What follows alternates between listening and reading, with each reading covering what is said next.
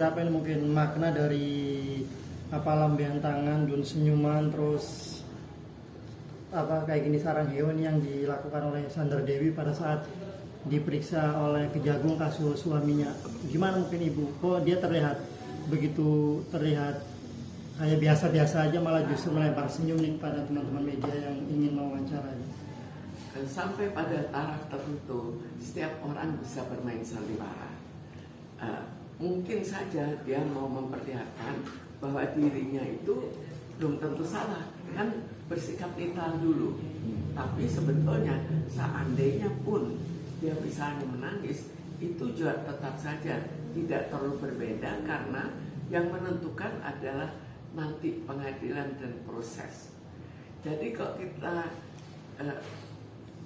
semua itu tergantung pada kepribadian dan apa ekspektasi berikutnya.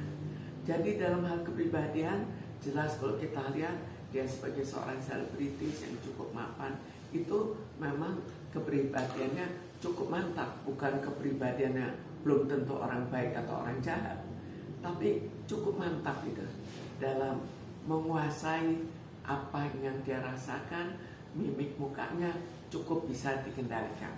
Lalu bagaimana ke depannya? Jadi kok ke depannya sekarang itu umumnya orang beranggapan bahwa kalau kita kena perkara dan kita mempunyai uang kita, ya kalau itu kan uangnya sudah sangat jelas, maka hukumannya bisa diperingat. Dan jika terjadi hukumannya pun tidak perlu dijalankan. Itu anggapan banyak masyarakat beranggapan demikian. Dan sangat mungkin bahwa sebagai selebritis juga menilai bahwa dia masa depannya tetap tidak sampai separah yang seperti dianggap orang. Itu hanya hukuman di atas kertas.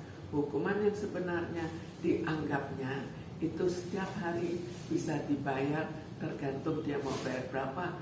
Akhirnya tidak menjalani hukumannya di dalam penjara. Itu anggapannya, tinggal kita menilai apakah itu benar atau tidak. Jadi pada prinsipnya dia juga berpikiran, dia kemungkinan sih punya backingnya siapa, apakah dia beranggapan backingnya terlalu kuat. Namun di samping itu ada kesedihan juga. Kesedihan yang dia rasakan adalah bahwa dulunya setiap bulan atau barangkali setiap hari, setiap detik dibayar atau ada pemasukan yang cukup besar. Sekarang pemasukan itu mungkin hilang. Itu yang kesedihannya. Jadi kesedihannya juga sampai seberapa jauh dia ikut terkait dalam persoalan korupsi ini. Jadi semua itu merupakan kombinasi. Tapi jalan yang dia pilih ada jalan untuk bersikap tenang karena uang sudah terkumpul. Kalaupun nantinya tidak mendapatkan uang lagi, hasil yang dia capai itu sudah cukup untuk hidup sampai ke anak turunannya. Oke Bu, berarti bisa dikatakan ekspresi ketika kemarin senyum terus melambaikan tangan itu ekspresi ini menutupi mungkin rasa malu atau apa masalah yang sedang dihadapi oleh sang suami. Mungkin dia ingin memperlihatkan suatu sikap yang netral sehingga orang tidak terlalu bisa menilai bagaimana. Itu memang suatu sikap yang barangkali dianggap cukup baik. Tapi seandainya dia betul-betul risiko kena hukuman, maka dia tetap akan sedih. Dan kesedihan ini tidak muncul karena ya pada umumnya koruptor sekarang itu senyum. Koruptor dulu umumnya sedih dan lihat ke bawah, tahu bahwa dirinya tidak dihargai lagi.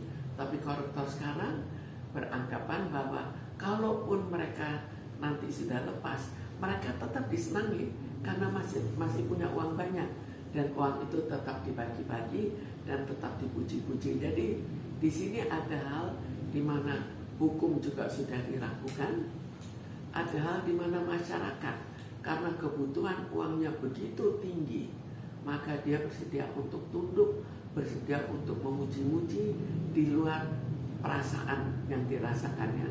Apa dia seorang artis, Bu? Artinya dia bisa memerankan karakter dia, walaupun dia terlihat sedih, dia tapi harus tampil maksimal. Harus kan biasa Jadi begitu. bagi seorang artis mempunyai kemampuan yang lebih besar dibandingkan dengan masyarakat umum. Tapi bukan berarti kalau dia sedih dia tetap akan memperlihatkan suatu yang netral. Jadi tetap ada rasa sedih yang dia rasakan. Tapi di sini rasa sedih itu mungkin tidak besar sehingga bisa ditutupi penuh.